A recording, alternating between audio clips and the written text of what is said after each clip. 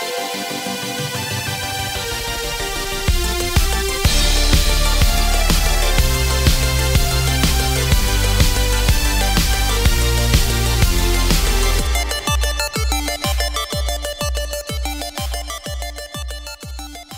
everyone, welcome back to the Sports Psych Show. Thanks so much for joining me. Now today, I'm going to welcome one of my favourite sports psychologists back to the show, Dr. Martin Turner. Martin, great to see you again. Hey Dan, thanks for inviting me back.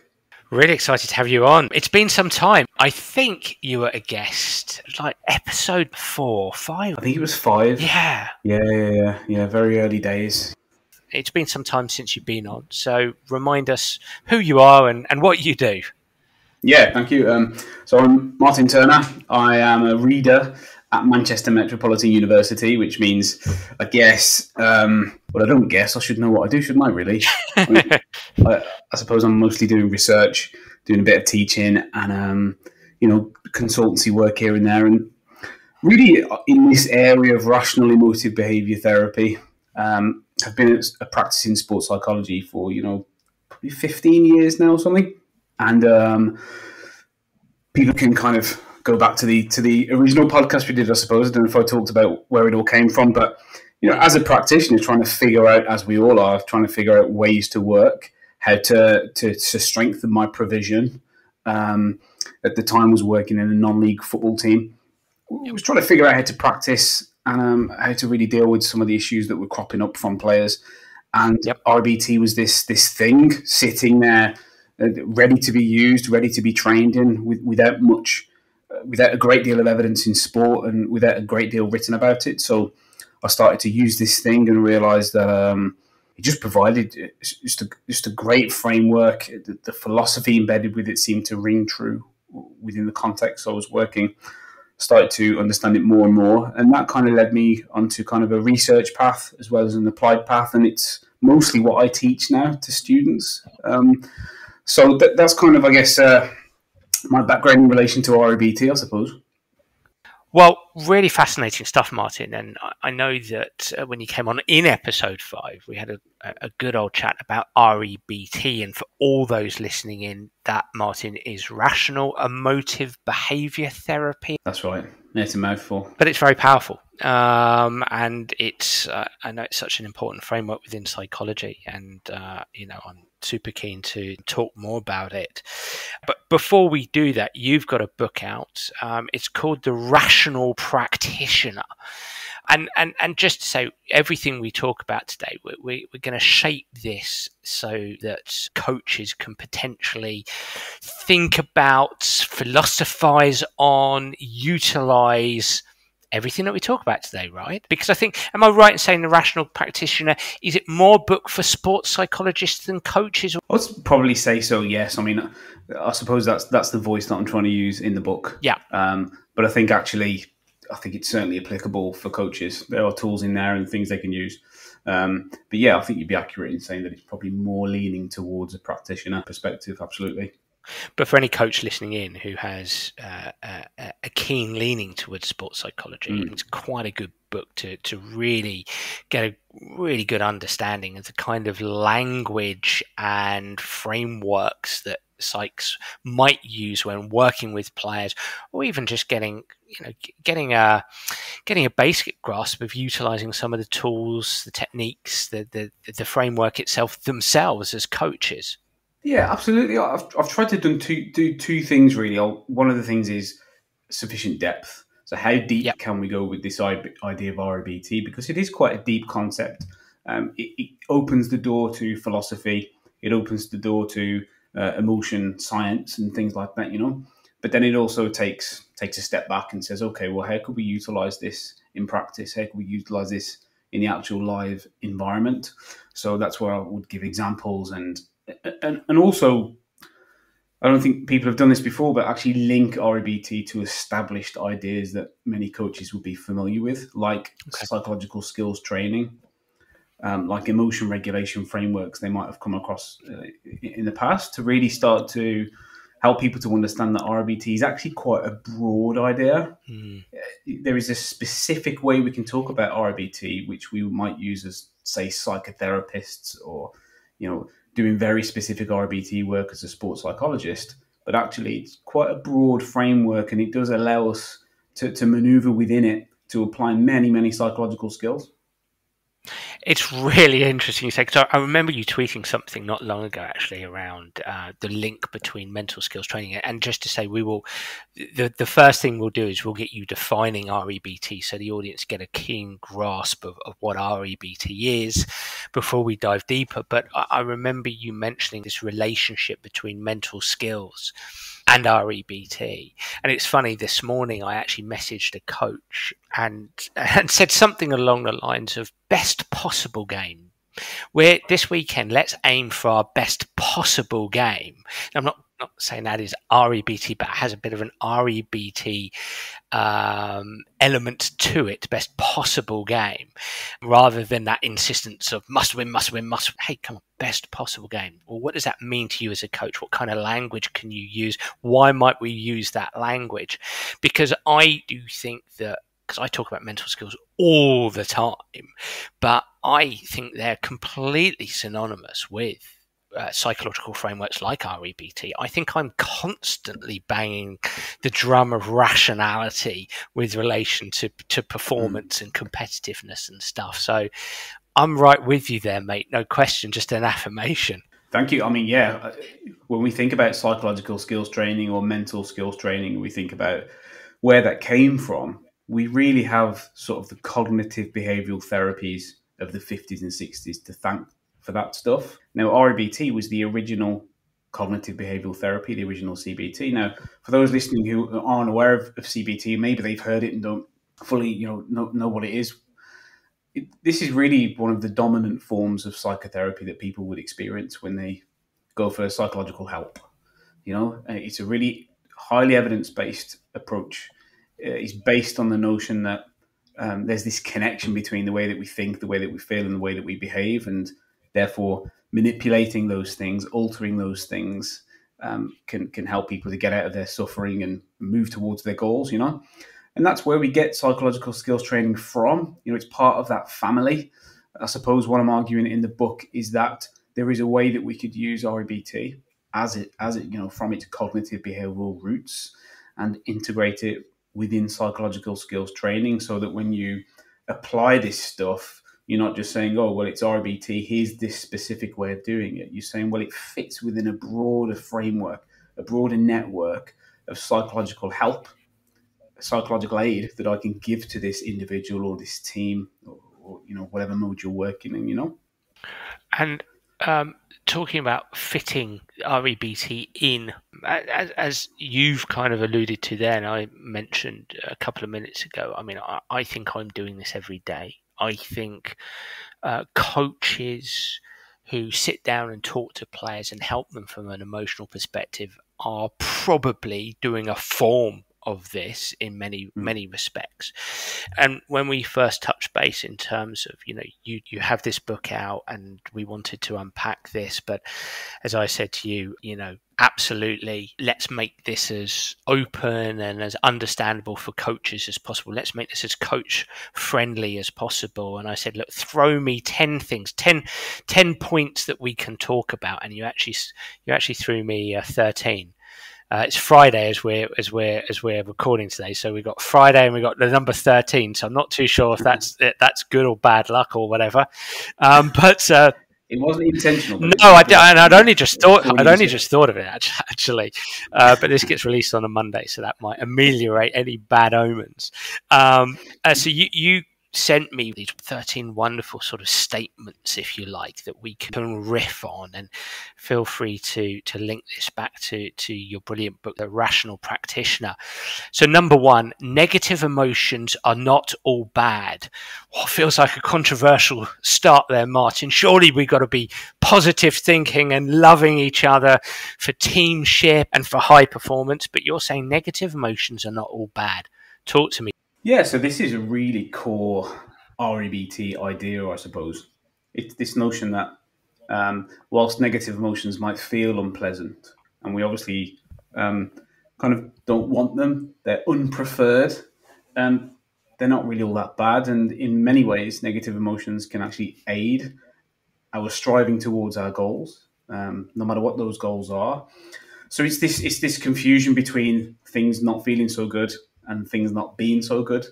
You still get what you want and pursue your goals, even if you're experiencing negative emotions. Often those negative emotions are just signals that you've not achieved something, or you need to go another direction. And often those negative emotions can give some motivational qualities and can point us in the right direction to actually attaining our goals. So I think it's, I don't know where this came from or where this wave came from, but there is this notion in some circles that the aim should be to experience as many positive emotions as possible, and to experience positive emotion as richly and as intensely as possible. It's quite hedonistic, But in RBT, we have this kind of idea of long range hedonism, which is about living a good life. It's more around this concept of eudaimonia, which is it's more related to being content, being healthy, and being functional, rather than being happy, with a grin every single day. It's not really realistic to have that goal, and it's probably not really helpful to have that goal. We will experience negative emotions, so we have to learn to accept them, not passively, but acknowledge that they will happen and understand that they can actually be helpful for our performance. I wrote a piece the other day that seemed to resonate with quite a few people on LinkedIn and Facebook. I put my mini articles out every day, and it was I just shared that I felt over the last 17 years as a practitioner psychologist, working in Premier League clubs, working on the golf tours, working on the tennis tours, for example, that they were, broad brush statement, but go with it, some of the more miserable places I've ever encountered. And if we take, say, football clubs, team soccer, what you're saying makes me ponder this question. Do you think the yearning for positive emotion and within positive environments actually deserves a sense of positivity and works in servitude towards negative emotion? Because it's almost, sometimes we talk about forced fun. It's forced positive emotion. What's your thoughts on that? Well, I think there's a place for positive emotion, but to make it the purpose of our goals, for me, is faulty. Because in the book I spend a little bit of time talking about Arthur Schopenhauer, who is kind of like a pessimist existential philosopher, and part of the thing that he said was, if the purpose for human life was to avoid suffering, we've utterly failed. Right. This idea that we have to try to achieve happiness and lightness and positivity, it just doesn't match with the human experience. It's just not it's not really how we experience the world. So to make that the purpose of a kind of an organizational goal or a team goal to experience positive emotion, it doesn't really seem to make much sense to me. It feels like a superficial goal that is, again, based on hedonism, rather than having good objectives that help us to be more purposeful and be more fulfilled, which I think is different to happiness. There's to what extent am I fulfilling my human potential is a different question to what extent am I happy. There's an affective and emotional component to the happiness question that I just don't think needs to be there. And I think there's a danger that you are not able to utilize negative emotion and take everything that you can from those negative emotions. Like I said before, they can offer signals that something isn't right, that we need to change something, or we need to move in a different direction.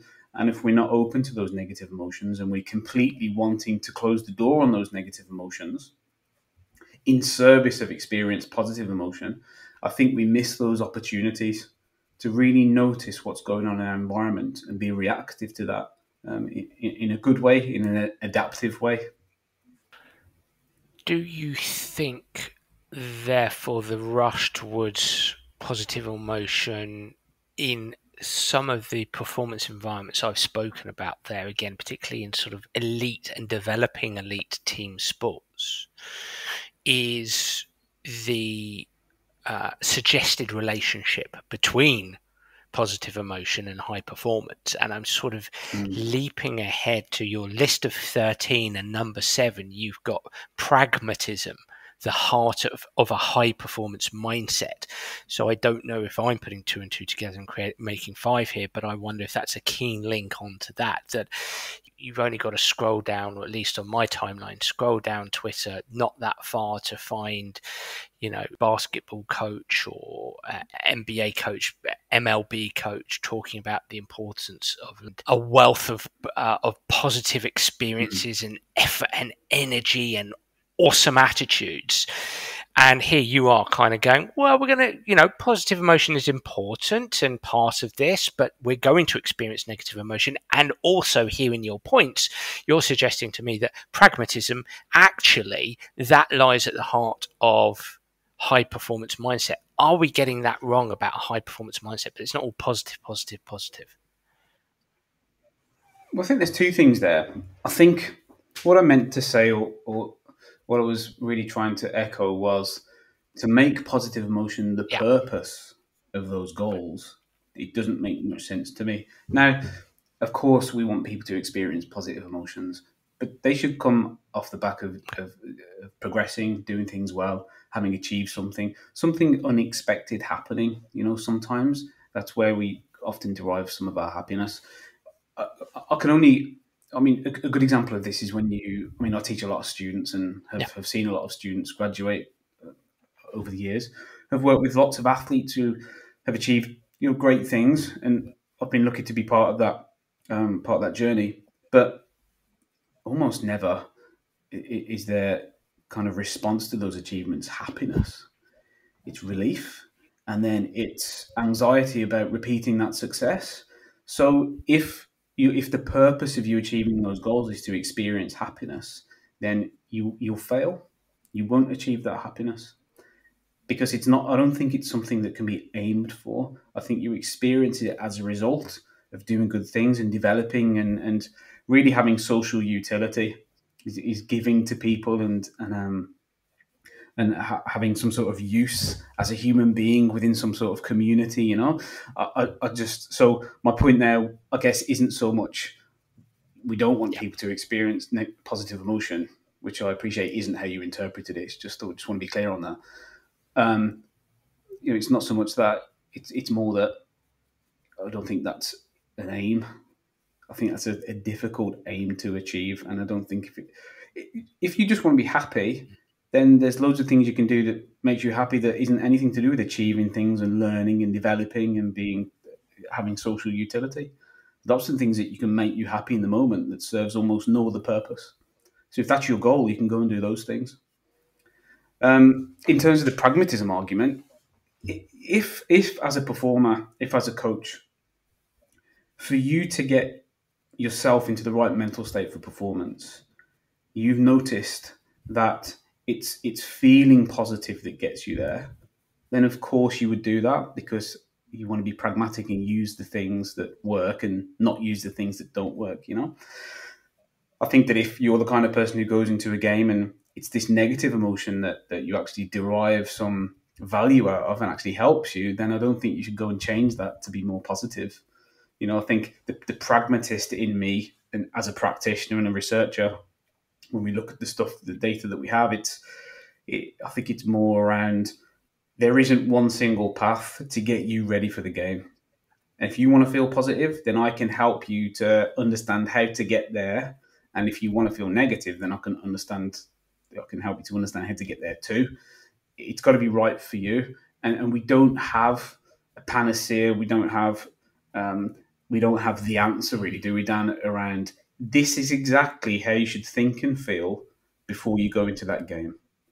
We have ideas of what's worked with people in the past, but every individual athlete has to find their own way.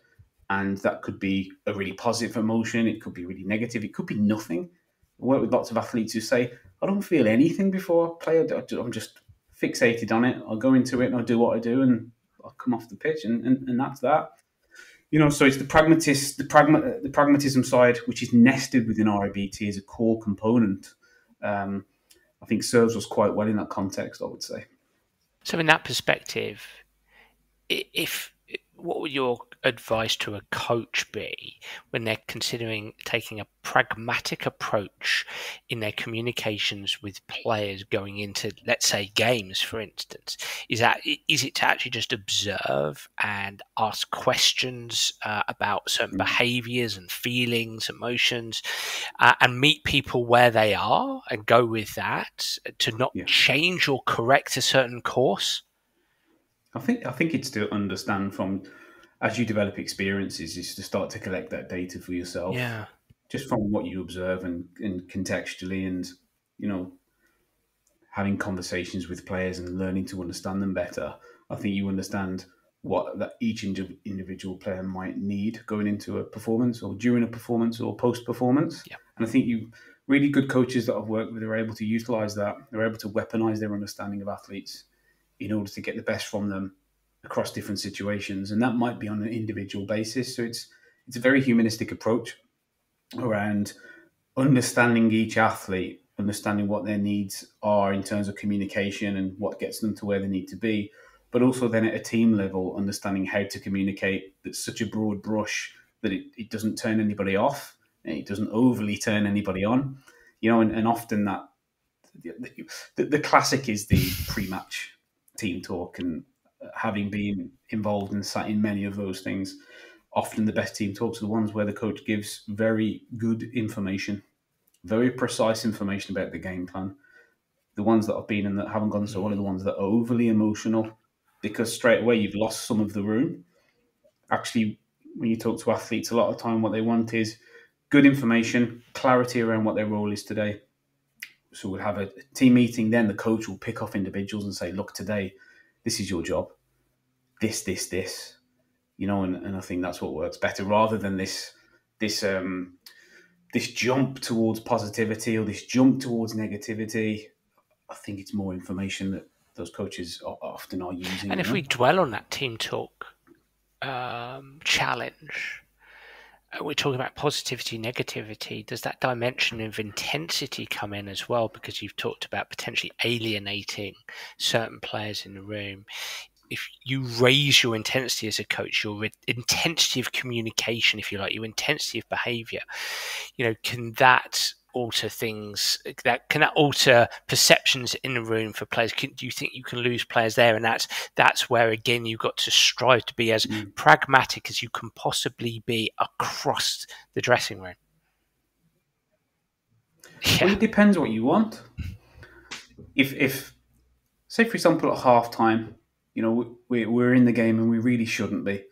This is a team that are way above our level, and we're in the game. We find ourselves going into half time at 1-1, or maybe we're even winning the game. Okay. What does the coach want from the players? The coach says to me, I want them to be calm for the second half. Okay, then you don't go into the team talk with a really intense, very fast pace. You see what I mean? There's that level of communication needs to drop to what you then want from the players. So the coach's approach should be to be calm. They should role model what they expect from the players in the second half. That's about clarity of communication, being calm, not being flustered. Worked with one coach where I said to him, "You do know, like, your hands are shaking right now because the adrenaline was so high that his hands were shaking because we're in this thing and we maybe shouldn't be, Players can tell that, they can read that, even if they're not consciously processing that information. It's going in somewhere, and maybe you spoke to other guests about emotion contagion and how that works. But one of the themes of the book is about coaches modelling rationality, modelling emotion regulation. The players are looking to you to direct and to lead and to orient them towards what we should be focusing on, potentially what we should be feeling, and where we're at in the game. So in terms of that halftime team talk scenario, if it's calmness you want, then you match your communication to the calmness that you want to see on the pitch. If it's the opposite, if we're off the pace, if we're slow, if we're not switched on enough, then it's a more intense halftime team talk potentially. But if your message is let's calm down and be more calm and composed in the second half, but you're not delivering in that style, then I would argue that you're undercutting your own message. You've used that magic word so often associated with REBT because the word is within the actual term. Now I come to mention it. Rationality, being rational, Rational Emotive Behaviour Therapy. And one of the points you've included in your email to me was why include rationality as part of a high-performance mindset. I don't know if you feel that you've spoken to this, but if there's anything else to say, please do. Yeah, so we're called Homo sapiens. We're supposed to be a rational animal. We're supposed to be a wise human. That's what Homo sapien means. But there's so many ways in which we act and think irrationally. So this idea of rationality isn't ideal. It's a goal that we strive towards as society generally. It's a goal that we'll never reach, and that's fine. The important part of it is to strive towards rationality. In REBT, rationality means doing things and thinking things that actually make sense and are based in evidence and logic, and a theme that we've already touched on, being pragmatic. So it's trying to help performers, help the people around us to base what they believe, base what they think on some evidence, on some solid footing, to help them to believe things and think things that are consistent with reality rather than fantastical and fanciful. And it's to help them to be utilitarians and be pragmatic, to utilize things that actually work rather than use things that aren't working. And that third point sounds so obvious, but how often have we worked with performers, colleagues, and noticed it in ourselves that we're doing things that aren't working? We're just repeating that thing. We're just doing it. The pragmatic argument is, okay, well, are there things you should stop? And are there things you should begin that might actually work? So rationality and REBT is around those three things: evidence, logic, pragmatics. And it's a scientific idea, it's a scientific philosophy. It's rooted in the scientific approach. And that's something that has often been misinterpreted. When we say rational, people sometimes think robotic, non-emotional. But from the first topic we discussed, that's not what it's really about at all. Being rational is part of that. Rationality is about recognizing that these negative emotions are there, they're real. We have to accept them, acknowledge them, but actually understand they can be useful for us. We have them for a reason. From an evolutionary perspective, they've served us quite well. So we should think about that more before we try to squash negative emotion completely. So that's built into that rationality, that notion of being able to use negative emotion. So when we talk about the rational competitor or the rational coach, emotion can and probably will still be involved, but I'm guessing that we're not visiting the extremes of emotion, that we're trying to, I suppose, neuroscientifically apply our front brain, our neocortex, and see the world and the current challenge through a rational lens. Yeah, I think what we're trying to do. So we know the evidence in terms of controlling, regulating emotion points towards the idea that really the most effective, most well-studied way we can do that is to apply something called cognitive restructuring or cognitive reappraisal. That's thinking about things differently. Okay. That's a really difficult thing to do. It's quite taxing on the brain. And it's also quite complicated because it's like, okay, well, I want to think something different, but what do I think? I mean, we don't have all the answers, So it's quite a complicated task for people to perform. When you look at the data, what people like to do to regulate emotion is distract themselves. They would prefer to look away. They find that a lot easier.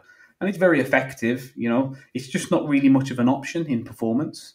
You don't really get to just look away from things if you want to succeed, that is, And you don't really get to completely avoid the situation either, because, again, that's not going to lead to you fulfilling your potential in competitive sport.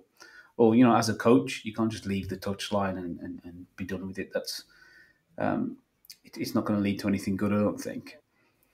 So with those options kind of off the table in many ways, we have this option of how do we think about this situation? How do we think about the nature of competitive performance in a way that can actually help me, but in a way that's based in realism in a way that's not lying to ourselves.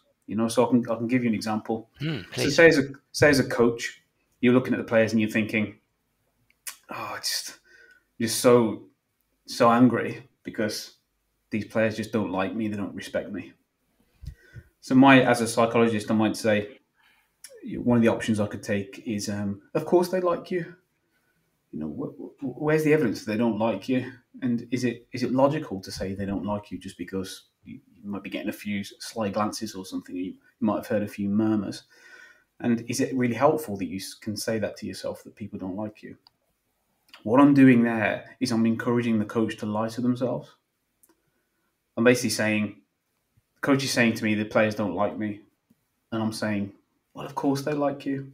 Or, is there any evidence you can find that they actually do like you? Yeah. Okay. So I'm trying to find evidence for things I can't find evidence for. I don't know if the players like the coach or not. What do I know? Well, I'm going to survey every single player and see which ones like the coach and which ones don't. So it's far better for me, far more efficient and pragmatic for me to say, let's assume that's true. Let's assume that none of the players like you. What would be so bad about that? Well, if the players don't like me, then it means they don't respect me. Okay, let's assume that none of the players respect you. What's so bad about it? How would the players not respecting you lead to this anger? Well, because if they don't respect me, then I'm going to fail. And if I fail, I might lose my job. So we start to get a bit more depth now. It's not necessarily about the players not liking me. It's about what that might mean and what that might mean for my job and my performance. Now we're getting a bit more depth. We're getting closer to the true origins of the anger that the coach is experiencing. What I'm not doing is encouraging the coach to tell themselves a nice little story about how the players do like me and it's just some of them. We don't know that. We don't know that. And it might feel good to tell ourselves that we're liked and we're approved of and things like that, but it's not necessarily true. So why don't we base our ideas in truth? And the truth might be that, okay, maybe the players don't like me. That's not ideal, but it's certainly not the end of the world. And I would like them to like me, but they don't need to like me in order for them to perform and in order for me to perform. So we start to entertain things that we can actually support with evidence, logic, and pragmatics rather than have to tell ourselves stories that aren't based in evidence. So coaches on their own, can they do their own deep dive? Can they ask themselves why a few times? Absolutely, yeah. What am I? The clearest and cleanest way that I do this personally when I'm going into a tough situation. What am I telling myself about the situation, which is leading me to feel this way?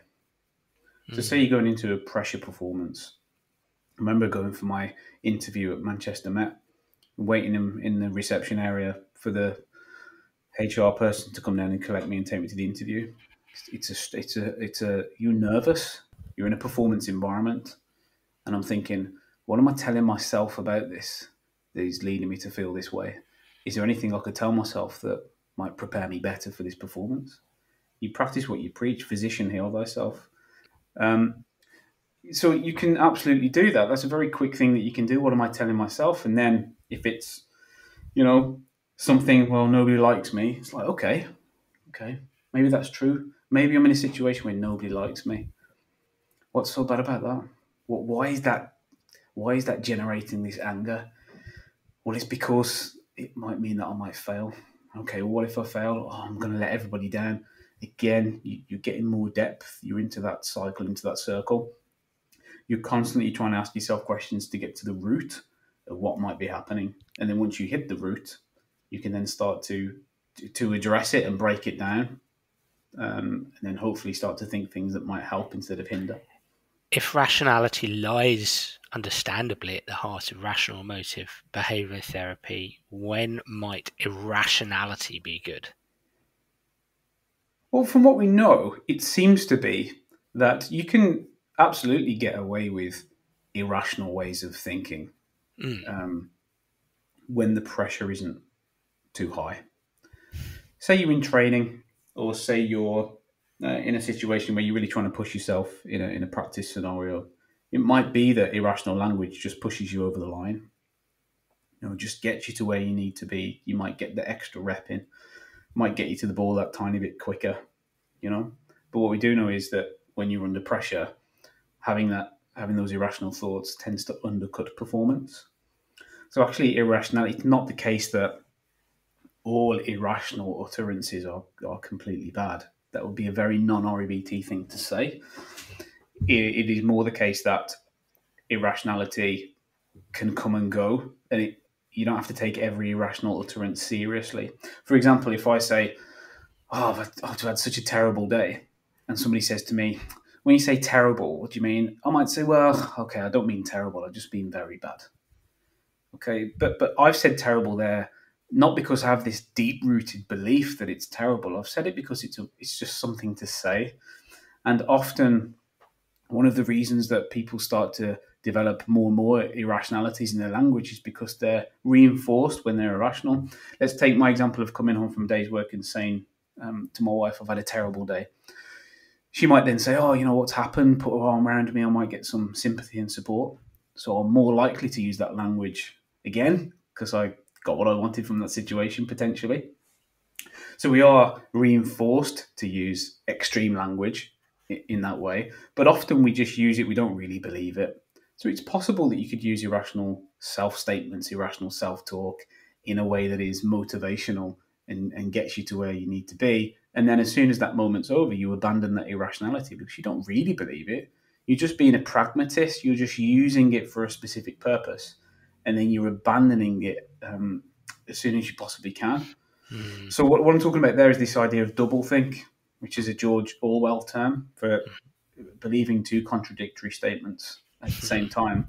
I might know deep down that failure isn't fatal. When I don't perform well, it's not the end of the world, and it doesn't mean I'm a complete idiot and a complete failure. But in the moment, when I do fail, I say to myself, you idiot, this is horrendous, this is terrible. It's a flash, it's a flash, and I have that sort of cathartic expression, and it helps me to move past it. But then I'm back to being calm, and I've had that moment and that opportunity to vent. Because I have that deep down belief that it's not fatal, it's not the end of the world. Just because I've uttered something that is quite extreme doesn't mean to say I truly believe it. So I think irrationality can be, if you're a pragmatist, can be utilised for certain purposes. As long as you have that deep core of rationality, you can step away from that to a healthier, more functional belief, That deep core of rationality. I mean, we both work in a world, an elite sporting world, and developing elite. And I'm pretty sure if the teams I've historically worked with, when I first entered the room, and maybe when I left the room, if I left the organisation, this might be the same. But many elite competitors would use quite extreme language, such as we must win. It will be a disaster if we lose. So, and I'm guessing, we just talked about irrationality working in, potentially working in servitude to performance and potential outcomes. But I'm guessing really at the heart of this is striving to question and take down the musts, the use of must and disaster and the extreme language in the organisation. Would I be right in saying this? And you've posed this in your email to me, must-win games versus must-win games. I'm assuming I'm not quite getting the intonation right there, but talk to me about that. Yeah, because there's a must-win game and then there's a must-win game. Is that not clear? Explain. What I mean there is we have this difference in REBT of an unconditional must and a conditional must. So an unconditional must is basically I want something and therefore it has to happen. So because I want to win, then I must win.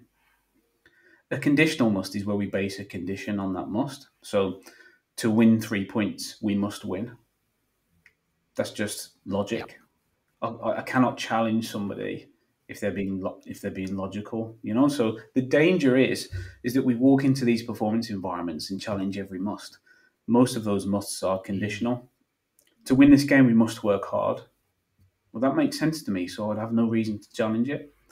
So we have to understand where that must is coming from. Is it coming from some sort of imperative? That is the nature of the context that we're working with, and it's logical to say that. Or is it coming from just a desire? I want to win and therefore I must. I want to be liked by people and therefore I must. At that point, then we've slipped into irrationality. You don't get to demand the things that you want. That's not how the world works. You could try it, but it's not going to work. It doesn't make it any more likely. I could play the lottery the weekend and say I must win the lottery. It's not going to help my chances.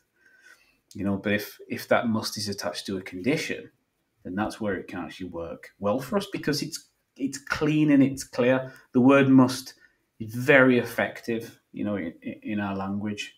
It's very clear what that means. It means have to. It's obligatory. To win this, we have to do X, Y, and Z. That might be completely true. So I think where that comment and question came from, Dan, really is over the years, this misconception that REBT practitioners are must hunters, and we walk around organisations waiting for somebody to say must and then jump on them. It's not the case. Everything's about context. Where is that must sort of coming from? Now, in sport, one of the reasons that must slips into our dialogue is because sometimes there is this idea that you have to want to die to win. It's like we want this so much that we must have it, and that's where I think it's difficult for me to get on board that type of must, because it really isn't life or death. Okay. So this word must, we have to be contextual about that, not just chase every must. Just what popped into my head there was almost a bit of a challenge back there. I'd be interested to hear what you've got to say, because it could, in that moment, you got to want to die for these 3 points, which, there's a YouTube clip of a certain manager who sort of is shown screaming across the changing room. And I just wonder, could that be construed as a linguistic tool? A moment of linguistic irrationality in order to shift intensity for a purpose? I think my argument would be, I think you can get there better. Yep. I don't think you need to invoke life and death or war like I've seen in the past. I actually don't think you need some of these. I think it's what would you call it? Indelicate language, inaccurate language in some ways to invoke that. The Bill Shankly quote. Some football is people think football is life and death. It's more important than that, or something like that, isn't it? Yeah, I mean, it's like, well, okay, fine.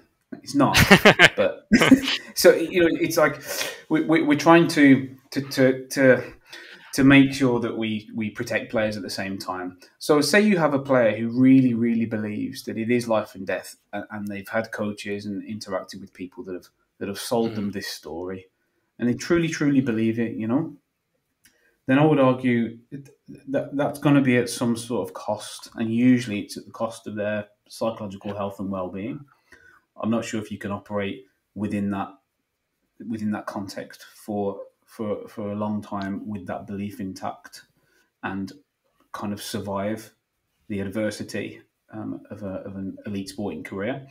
I think that we've seen that, and we're starting to see that more and more, aren't we, Dan, around the mental health data that we're seeing from sport, and that's part of it. Organisations colluding with the media in a sense to aggrandise sport to the point where players are heroes and villains. This idea of life and death and devastation and must win.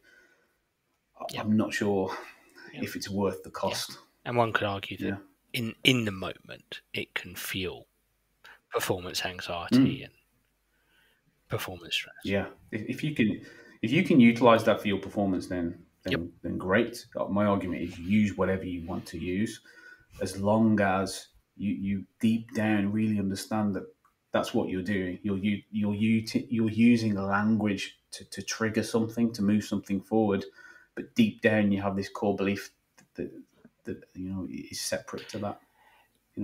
I suppose a close relation to what we've been speaking to there, another point you sent me across, can stand is not the same as will stand. Can stand, I can stand that is not the same as I will stand that. Can you elaborate there at all? So I guess maybe at this point it might be worth saying what the 4 core irrational and rational beliefs might be. It wouldn't take me too long. No, please do it. Okay, so first we have demands versus preferences. So I want something, therefore I must have it, is the irrational. I want something, but I don't have to have it, is the rational. It's the recognition that I don't have to have what I want. Secondly, we have awfulizing and anti-awfulizing. This bad thing has happened and it's terrible versus this bad thing has happened, it's really bad, but it's certainly not terrible. It's not the worst thing possible. Then we have the idea of depreciation or global evaluation, which is I failed and therefore I'm a failure. Then on the flip side, we have I've failed. It just shows that I'm a fallible human being capable of success and failure. It doesn't say anything about the entirety of me as a person. And the fourth one, which speaks to the statement you just made there, is the idea of frustration intolerance versus frustration tolerance. Frustration intolerance is this thing is really tough and I can't stand it. Frustration tolerance is this thing is really tough, but I can stand it and it's worth it to do so. It's worth it to stand it.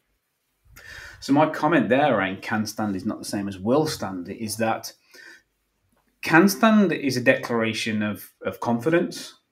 I can tolerate this hardship. I can tolerate this treatment that somebody is giving me. I can tolerate this unfairness. It doesn't mean to say that I will tolerate it. There's a difference in intent. One is a statement of confidence. One is potentially a statement of intent. I can tolerate the way that you're treating me, but I'm choosing not to. So I'm going to address that with you as a fellow player, as a coach, as a teammate. Just because in REBT we promote this belief that you can tolerate almost everything, usually everything that doesn't kill you, you can technically tolerate. It doesn't mean to say that you will tolerate it or that you have to tolerate it. You can go into those interactions with people saying, I can take what you're doing, but I'm not going to because it's wrong. There's a moral aspect to it. There's an ethical aspect to it. There's ways that we should and shouldn't treat people based on a moral should, not a preference should, a moral should. So I think that's a really important difference because often one of the criticisms of REBT around the can stand is that, it's just passive. You just roll over and accept everything.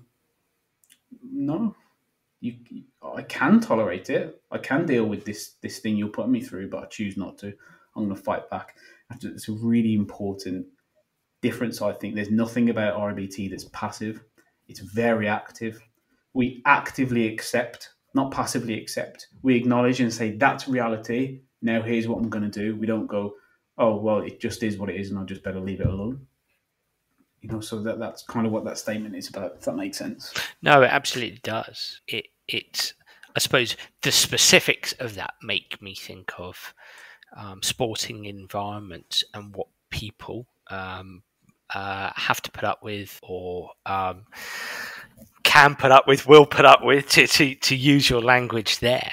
And something else you sent me through is this notion that the human is greater than the athlete.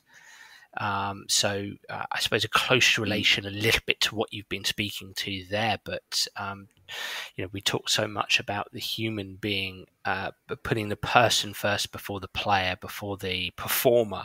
Yeah. How does REBT sort of involve itself in this philosophy? It really sets up how you work as a practitioner. It's a humanistic philosophy, essentially. The idea is that you are not what you do. So often when we ask people to explain who they are, they will say, I'm a psychologist. That's just a rough way of using language to describe what job you do, and that will change depending on what context you're in, What we're talking about here is athletes, performers, really deep down believing that is who they are and it's everything that they are. That I am an athlete and it's everything that I am. And the way that happens is that, say you're an athlete, say you're an academy athlete, 13, 14, what happens is you start to dedicate more and more time to this endeavour. So you start to make sacrifices. You start to miss your friends' birthdays, and then as you get older, you start to miss more and more other parts of your life, and you just prioritise this one thing, being an athlete. Things are working out really well for you because you're applying all of your time and attention into this thing. You're developing, you're getting better, it's becoming your world.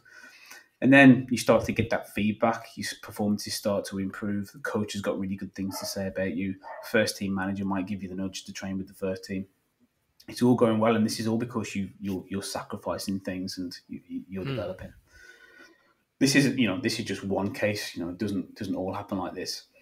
Eventually, what happens to that player is they have essentially created an identity as the athlete.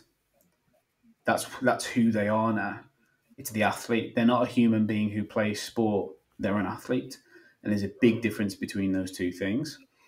And of course, the industry of sport wants to create that because we want our athletes to completely dedicate themselves to the sport, because if they commit to it, then they'll improve and it makes for better entertainment. But it's probably not the ideal thing to do from a human well-being perspective. What we know is that people with multiple identities and have lots of aspects to them tend to do a bit better from a mental health and well-being perspective. It's not a good idea to tie everything you are to one endeavour because it's precarious. As an athlete, you will fail. As an athlete, you will be injured. You will retire someday. And what will happen when that happens is you'll have an identity crisis because you've tied everything you are to that one endeavour, to an endeavour which is unpredictable, uncontrollable, and you as a human being who are imperfect. And so it's just a precarious situation to be in. But I can completely understand how that would happen and why we've, I suppose, allowed that to happen.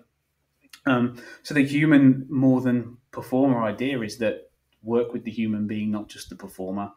Are there ways that we can start to broaden out athletes' identities to be interested in other things rather than just this one?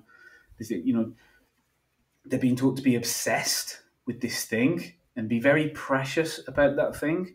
And to me, when I think about those words, I think of anxiety. I think about when you treat something preciously, it seems very delicate. You're very anxious around it, And I don't think that necessarily leads to fulfillment of potential or well-being in a broad sense. The importance of having multiple identities, watching your language, especially around musts, the irrational side of things, but maybe some irrationality can be useful at times, but ultimately we might want to look towards being a pragmatic coach or a pragmatic performer.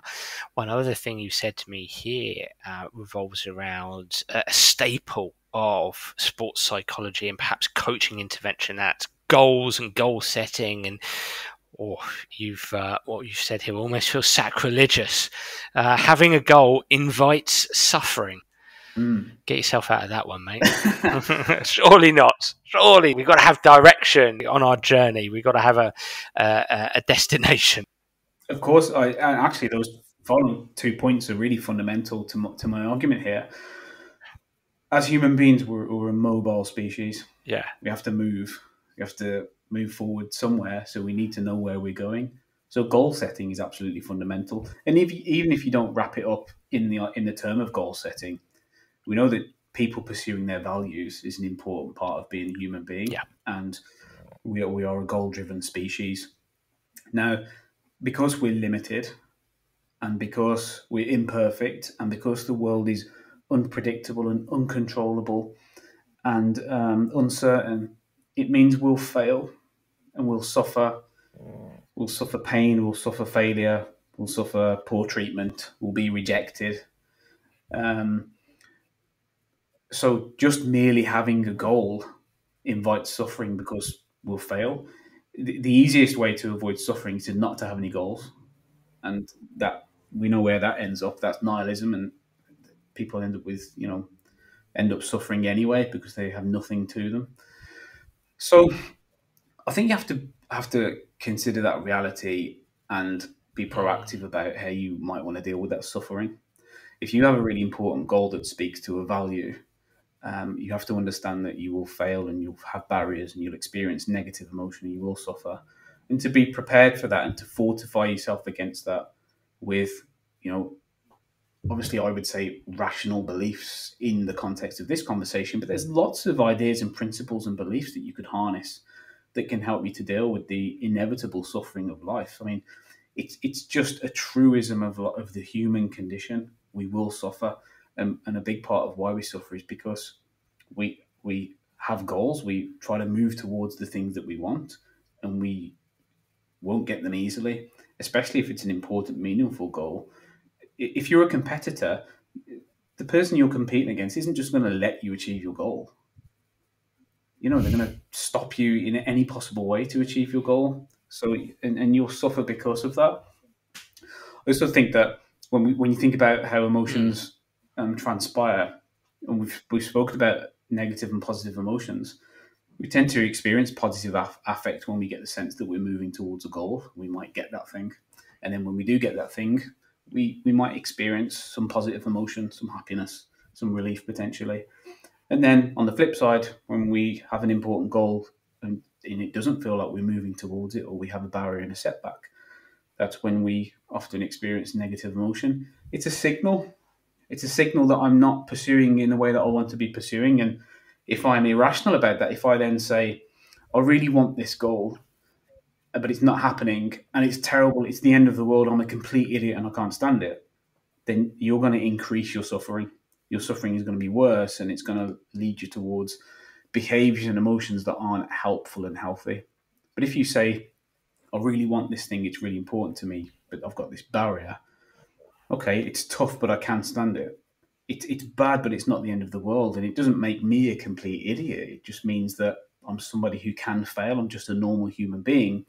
You will still suffer, but you'll reduce your suffering and experience behaviors and emotions that can actually help you to keep moving towards that goal instead of withdrawing and avoiding. It can actually help you to fortify yourself against that suffering. And I would argue that a meaningful goal is one of the most important things you can do to fortify yourself against the suffering of life. It sounds to me that everything you're speaking to works in servitude towards creating a rational climate. And I'm sure coaches listening in would like to know how to create a rational climate. It's just something you've put to me on this email that is something that you're interested in. Can you talk to me a little bit about rational climate, where maybe irrationality might come in? But yeah, speak to that a little bit.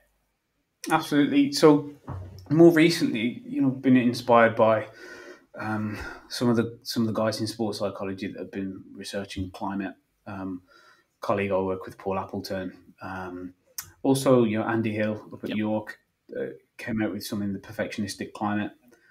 And it's just interested me from that perspective, because when I think about the perfectionistic climate, it got me thinking about what is an irrational climate.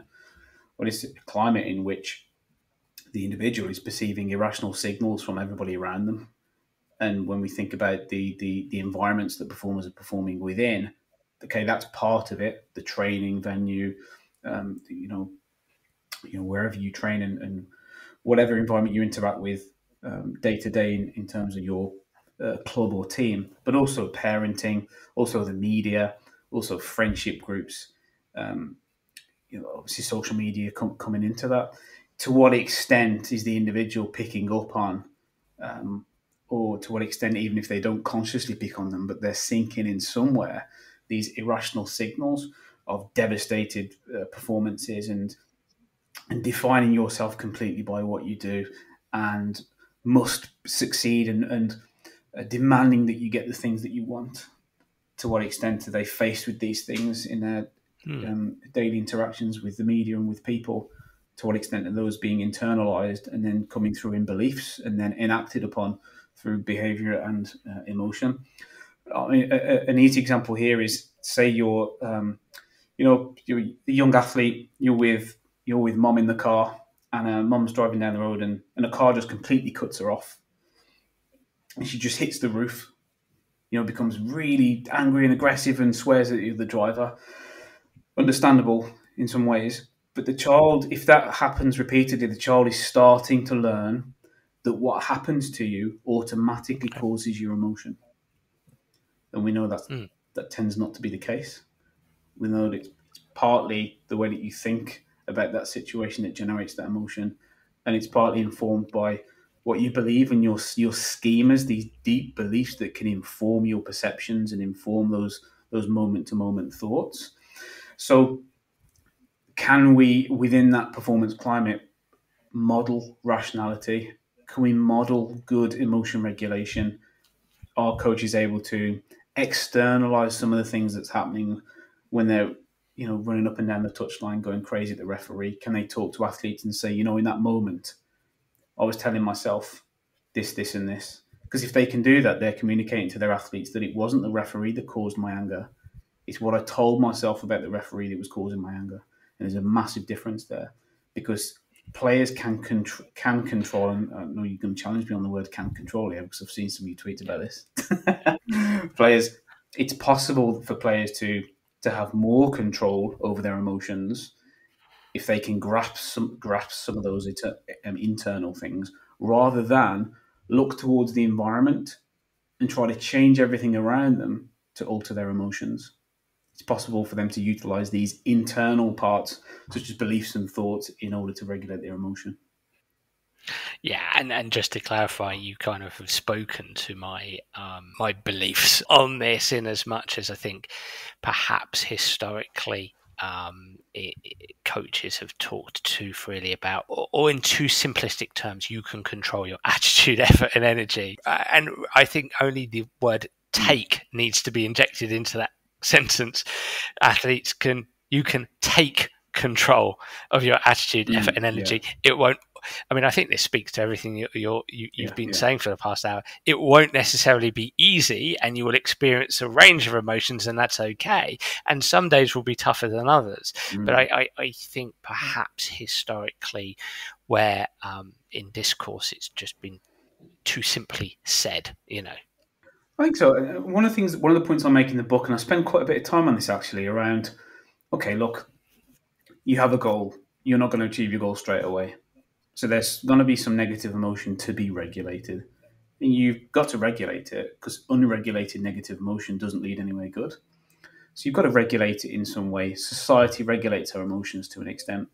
But in REBT, we have this idea of emotional responsibility. Things will happen to you, some bad things, some good things, and you have some beliefs, some thoughts, some perceptions that will start to feed into creating an emotion. Okay, fine. To what extent can you then regulate that emotion?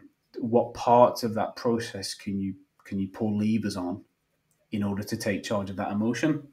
And some of it absolutely is, I'm going to avoid that person, because I know when I'm around that person, I don't feel very good.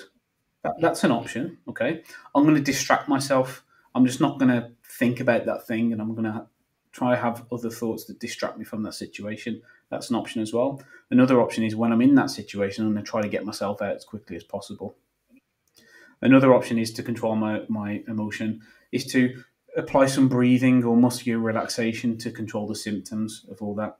The point I make is, all those things are viable, and they can be really, really effective.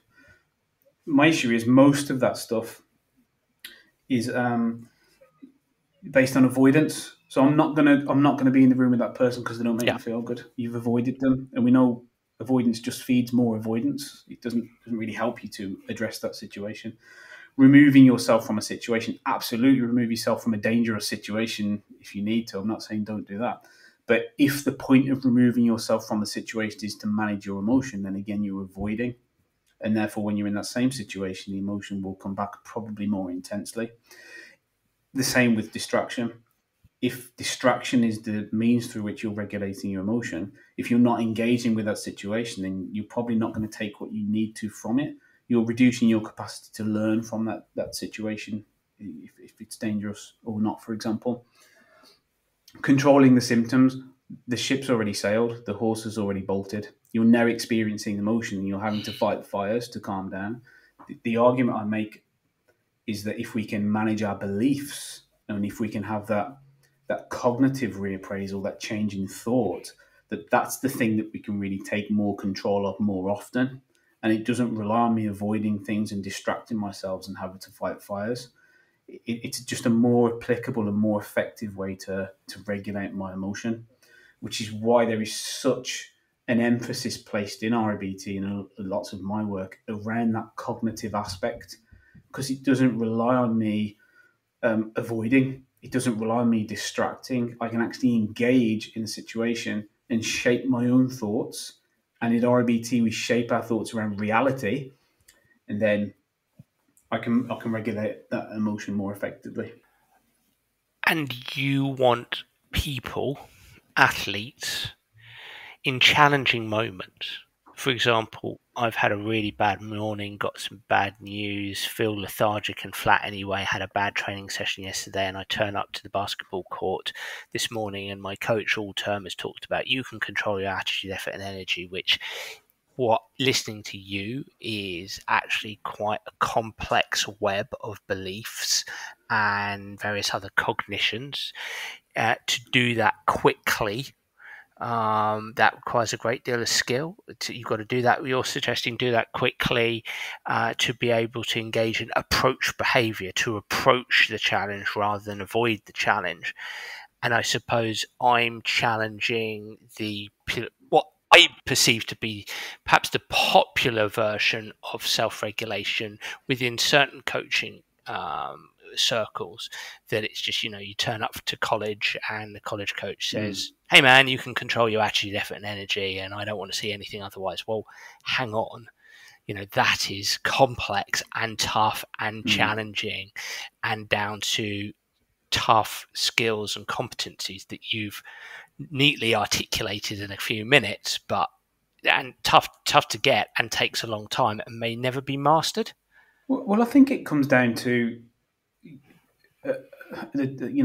what do you want in the long term? What do you want in the long term? Do you want to be able to regulate your emotions? Do you want to be able to hang your hat on something that you can turn to every single time? And if that's what you want, then it's about cognitive reappraisal, I believe, and the evidence would suggest. Now, that's not to say that all the other options I laid out, you should avoid those things. And there are times when that absolutely makes sense to do that. But if it's about managing your emotion in the long term, having something you can go back to, something that's reliable, then I think the cognitive option makes sense. Another option that makes lots of sense is the behavioural option. So you mentioned that there, around approach and avoidance. If I can tell myself and convince myself to approach, then I'm more likely to approach it the next time that challenge comes along. Yeah. And my cognition follows my behaviour. So I'm really scared of this situation. I'm really fearful of it, and my body is telling me to avoid. My mind is telling me to avoid. So I approach. The next time that happens, that avoidance is less intense. That fear is a bit less intense. There's a little bit more confidence in me to approach it. So I approach again and approach again and again and again and again, to the point where one day I don't even feel like or think about avoiding.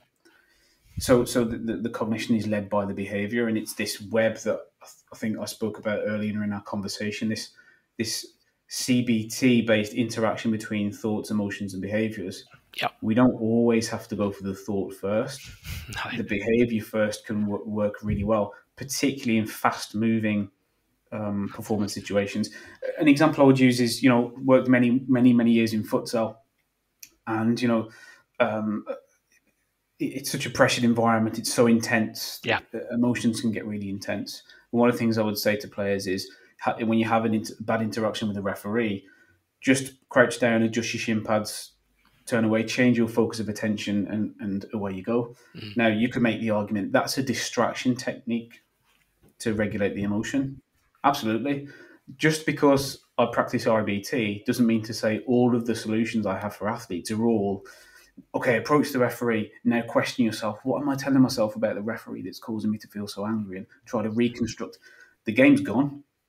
The opposition scored a goal while you're having this back and forth in your brain. It's all about context. Afterwards, I can take the player and say, okay, let's talk about what happened there. Let's talk about how we can maybe have some more rational beliefs about when things happen on court that don't fit my ideals, when things happen that I don't want, then we can start having that conversation. Imbue that individual with rational beliefs that makes that emotion regulation unnecessary if that occurrence happen again. Because now they're going in with a deeper framework, a deeper philosophy of when bad things happen, how do I react? When bad things happen, it's not ideal, but it's not the end of the world. I can dust myself off and go again. But in the moment, it might be useful for them to have just a quick distraction, a behavioural, trigger to move past it. So I think it's about context, isn't it, Dan? We have loads of options and loads of tools to use. I suppose the argument I'm making that all of that stuff fits within the REBT canon, fits in that REBT toolkit, and we don't just need to constantly talk about philosophy and belief change. The behavioural component is really, really fundamental too. Avoidance can be relevant too.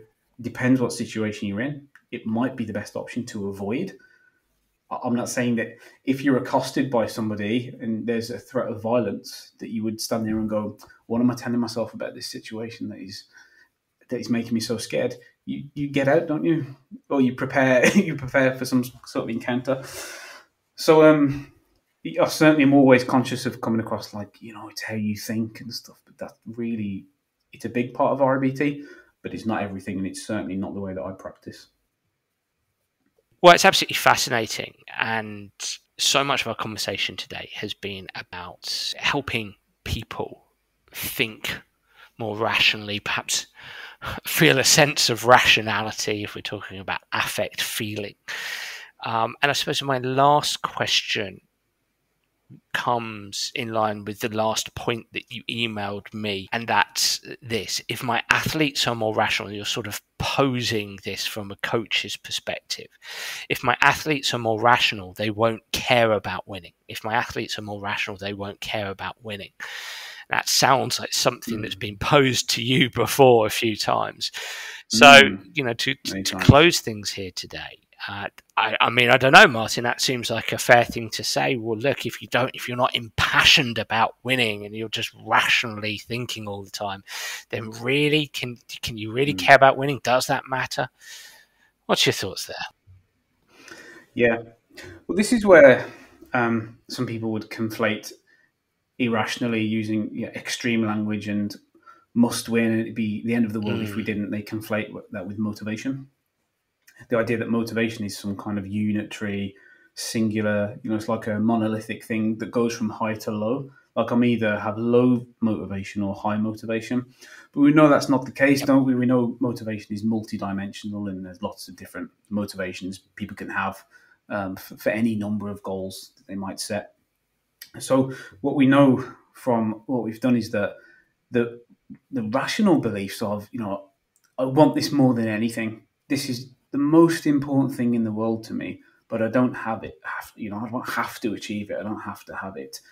That's not any less motivational than I want this. It's the most important thing, and I have to, and I must, and it absolutely should happen.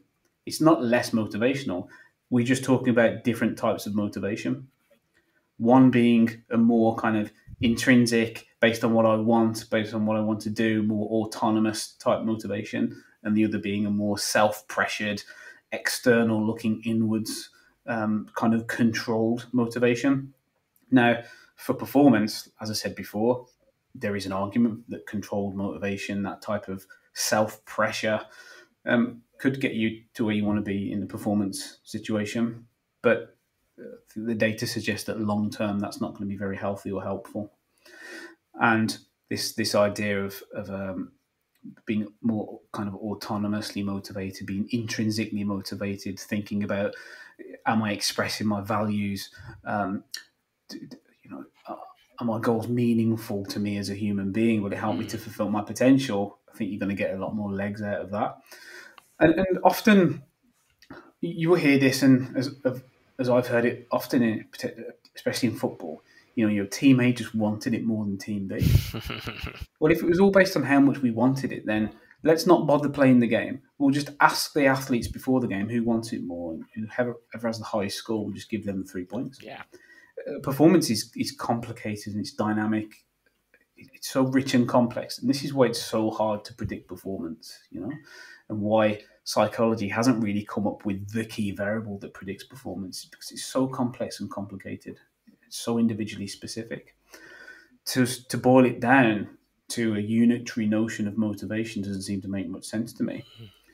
It seems like a better idea that people can be motivated by lots of different things, but if we can help athletes to be rational in their approach to sport, then at least we can help them to be healthy. At least we can help them to keep extreme suffering at bay as far as it's possible to keep it at bay, and help them to continually pursue those important goals and not keep crashing against brick walls in pursuit of those goals. So I think it's this kind of this misconception that if they say something like it's not the end of the world, then in some way they care a bit less about performance than if they said it is the end of the world. All that's happening is one athlete is speaking the truth and factually stating this isn't the end of the world, and the other athlete isn't speaking the truth, saying that it is the end of the world. And I would argue that, for me, the way that I position this and often talk to people about it, if you are using irrational language as a motivator because you feel like it has some motivational quality, to me, the sense that I get from that is desperation. Okay. I don't get the sense that you're well-reasoned, well thought out person who's striving towards goals because it's meaningful to them. To me, that's desperation. I have to, and I'll be devastated, and it'd be the end of the world, and I'd be a complete idiot. This is the language of somebody who's really, really desperate, and you can sustain that kind of motivation for a short period of time. I don't think you get to sustain it for a long period of time, and I think you pay the price with your mental and physical health if you do try and sustain it. I promise this is the final question, because you made me think of an extra question to ask you there, as you were speaking about motivation being multidimensional. And I appreciate that Deci and Ryan's theory of self-determination theory speaks to extrinsic to intrinsic, and they don't ignore extrinsic. They're just saying that intrinsic is a greater quality. But as a rational emotive behaviour therapist, and utilising that framework as you do in your work more than anything else, there are so many calls for the importance of self-determination theory and autonomy, mastery, and belonging being these powerful, all-knowing, if you like, components of motivation. Where do you sit there, Martin? What's your thoughts and feelings around that? I think that the research we've done indicates to us, this is in athletes and also in occupational workers as well. And this is including the applied research that we've done with athletes as well, suggests that as they become more rational, as they go through this REBT process, they start to come away from extrinsic motivation and start to move towards a more intrinsic motivation. And that's really interesting, because essentially what's happening there is they're becoming what we might say more self-determined in their motivational quality. It's not necessarily less intense. It's just a different quality, a different type of motivation. People would argue that's more sustaining. Now, again, leaning on this kind of pragmatism idea, if in a particular situation an extrinsic motivator is required to get you over the line, then you would use that. However, if you start to rely on that, then I think it will rob you of that intrinsic motivation, which is a less self-sustaining motivational quality. I mean, I'm no self-determination theory expert. I mean, the research that I've done has lent into self-determination theory, in part because of the debate around whether irrational beliefs are helpful, because there is part of irrationality is self-pressure, which sits on the self-determination theory, on this continuum that we have in self-determination theory. It sits into introjected regulation, which is self-pressure and guilt. You can guilt and self-pressure yourself into performing well. Of course you can, but it's not sustainable. Yeah. It might work today, it might work tomorrow, but I'm not sure if you keep doing that, it's going to work next month and next year. And if it does, again, you'll pay the price with your kind of well-being. So, as you've kind of intuited there, Dan, our work has gone towards self-determination theory because it's really hard to escape self-determination theory.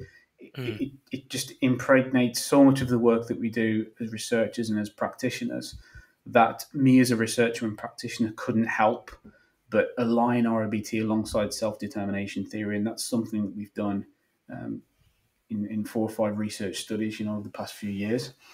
But it really is about that quality and type of motivation. It's not about high or low. It's about what are you motivated by and how can rationality serve that motivation. And to speak to your very last point there, if I may reflect back this to you, what I'm hearing, and please correct me if I'm wrong, is your relationship with self-determination is more around the shift of language and belief that works to serve towards autonomy, mastery, belonging, and intrinsic motivation, rather than deliberately setting up autonomy, mastery, belonging, perhaps intervening at that level. There's a kind of a getting into that intrinsic house through the back door rather than what might be the front door.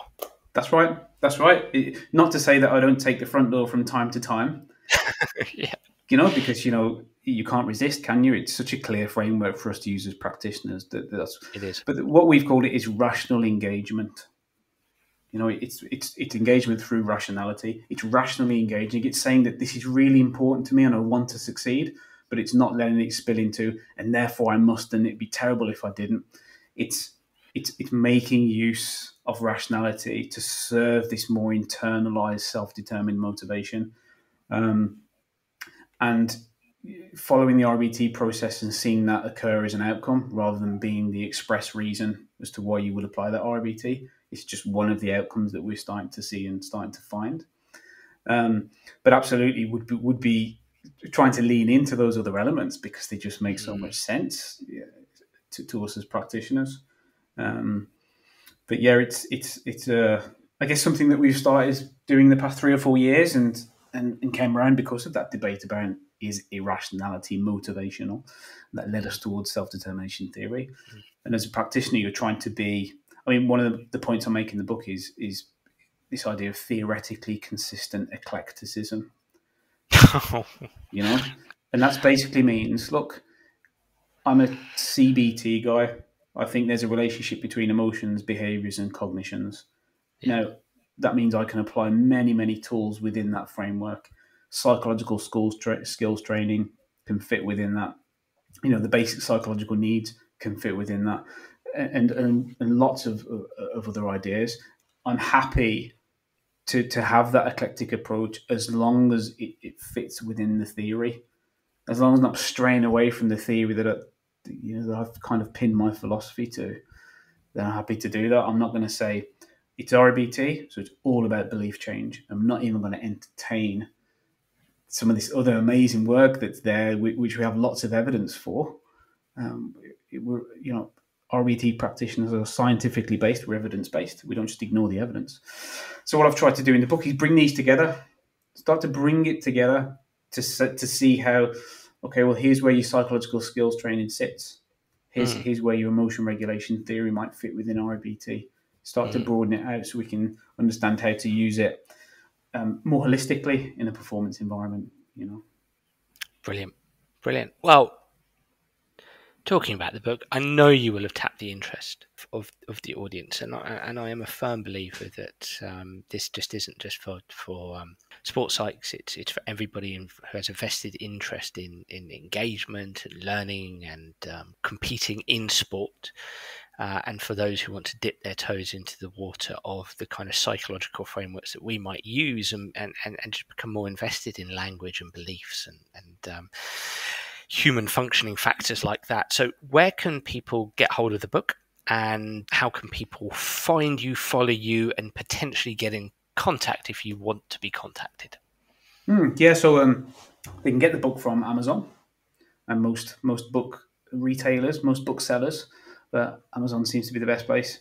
In terms of contacting me on Twitter, I'm Dr. MJ Turner. at Dr. MJ Turner, and I'm also on LinkedIn. I don't do any of these cool things like Instagram. Just sort of traditional. And we run something called the Banana Walkers every month as well, so people are welcome to join that. They can find details on Eventbrite, or just keep looking at my Twitter profile and stuff. Banana Walkers. It's so sort of famously, one of the assignments that Albert Ellis would set his clients is to tie a leash around a banana and go and take it for a walk. The idea being that they understand that the embarrassment they experience isn't fatal and it's not going to kill them. It's not the end of the world, and so it's a very extreme kind of behavioural desensitization thing. So we've called it Banana Walkers. And this is for anybody interested in REBT, wants to learn more, from people who've just heard of it to people who are trained and have been doing it for years. We talk about how we can use REBT in sport and performance settings. So yeah, that's open to anybody, and be happy to welcome anybody into that group. Fantastic. Brilliant. Well, Martin, that's been a fascinating conversation. I can't thank you enough, so thank you. Thanks, Dan. It was good to be back. Well, everybody, I really enjoyed that podcast, and I'd love to hear what you, the listener, think. So please do get in touch via Twitter or Facebook, or through my website, danabrahams.com, to tell me what you think of the Sports Psych Show. I'd be delighted to hear any suggestions that you have. I'm already looking forward to next week's episode. Bye for now.